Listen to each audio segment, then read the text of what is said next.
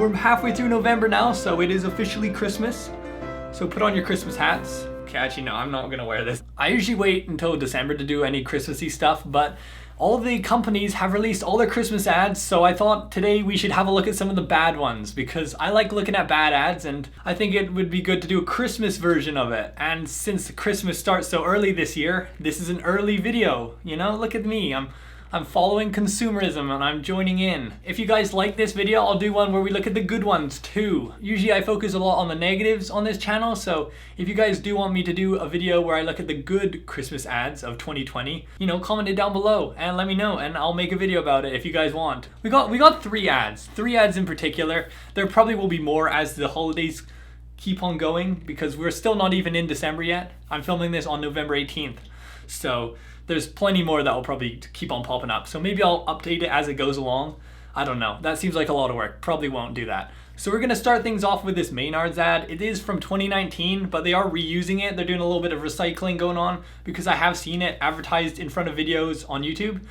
So they're obviously just, you know, trying to be good for the environment, you know, recycling their old ads. So, you know, gotta hand it to them. That's pretty good. First, they're sour. Then, they're sweet. Sour Patch Kids. Sour, sweet, gone. Okay, so there you go. That's stop playing, please. Please, stop. So you've decided you're gonna make some gingerbread people cookies. I guess that's more inclusive right now, isn't it? So you've decided to make some gingerbread cookies this season. You've gone all out, iced them, made them look really nice, and then while you're not paying attention, these Maynards gummies come out of nowhere and break the heads off them. I definitely wouldn't be pleased if that happened to me. If I spent all that time cooking up a storm, making those gingerbread cookies, and then just to have some like weird gummies break them. So already it's kind of a weird concept. I know this is an ad, I know it's just for fun, I know it's not realistic, but just the whole situation is kind of strange. So then, you know, that was their sour thing, because they're the Sour Patch Kids. So first they're sour, then they're sweet. So they did that. And then their kind of way of like making it all good again is turning them into like some decorations for your Christmas tree.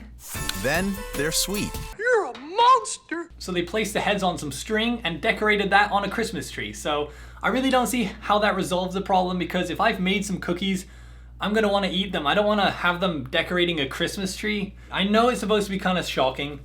I know I'm taking this way too seriously. That's kind of how I am. Like, that's why I see these kind of ads and I just kind of think like, if I was in that position, what would I do? And if I was in that position, I wouldn't be very happy. I just would be kind of annoyed. I'd be like, you ruined all my Christmas cookies. Now I'm gonna have to make some more.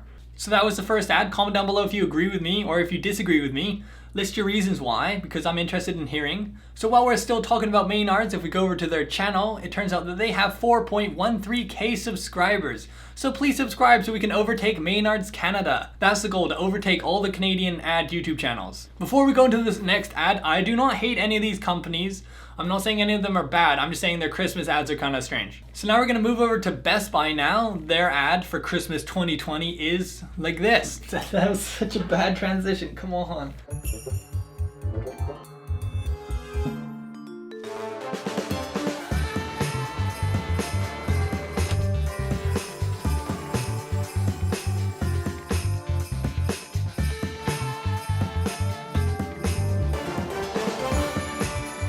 These kids really want to see what gifts their mom got them, so they decide to use all this amazingly expensive technology. So they strap the newest GoPro. I know it's the newest one because it has the front-facing camera as well, which the older GoPros didn't have. So that GoPro is like $500 Canadian, and then they strap it onto like a $400 Roomba.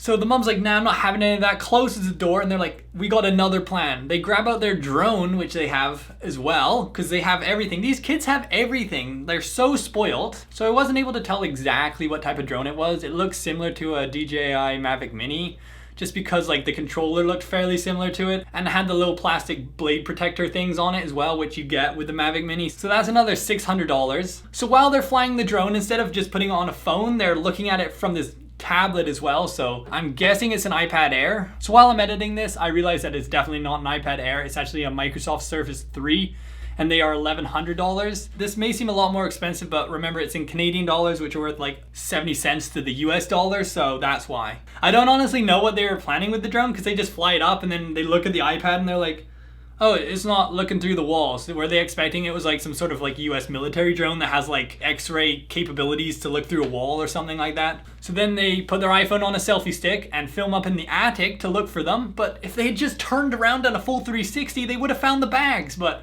because they're kids and they're dumb, they just looked 180, which is kind of silly. That's why you always look 360, guys. Don't look just 180. So now we're gonna have a look and see what kind of phone it is too. So it could be a Samsung because the flash is there. Okay, let me turn on my flashlight and let's have a look.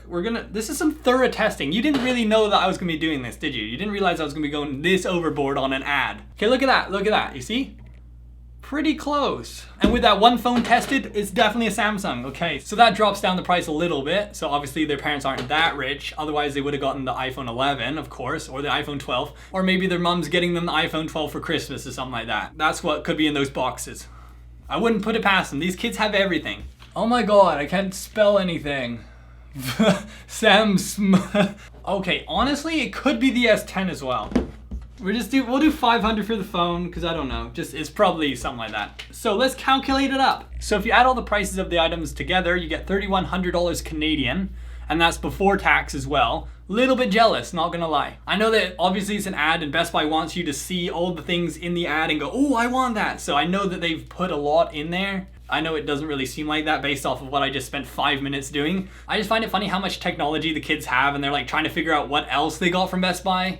I think it'd be funny if the mom like gave them the presents and it turned out there were like pajamas in there or something like that. That would have been pretty funny. And then she's like, yeah, you guys already have everything, so yeah, here's some pajamas. And they'd be like, oh, pajamas, Mom! I wanted the new iPhone 12! This sucks! But obviously, I don't think you can get pajamas from Best Buy. Or can you? Let's have a look.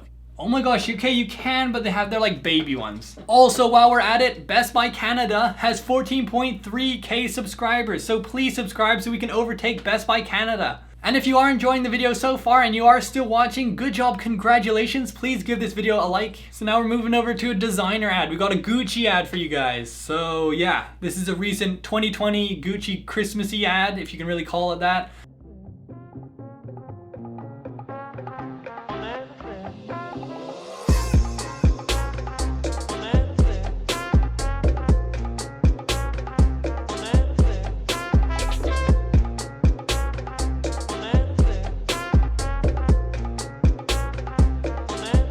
It's like an office party, but everybody is wearing Gucci outfits. The funny thing about this ad is it's supposed to be like a 1994 kind of styled ad, but like everybody, all the clothing they're wearing is like so 60s and 70s. Like it's all like those jeans that are like really wide at the bottom and just like all those really horrible beigey gray colors that like they loved in the 70s. I really don't like this style. Honestly, like the 70s styles are just so gross. I don't know. I just really don't like the style of the 70s. Every item of clothing they're wearing is ridiculously expensive because it's Gucci, obviously, but it doesn't even look good, in my opinion. Obviously, there are people who like this style, and I have nothing against that.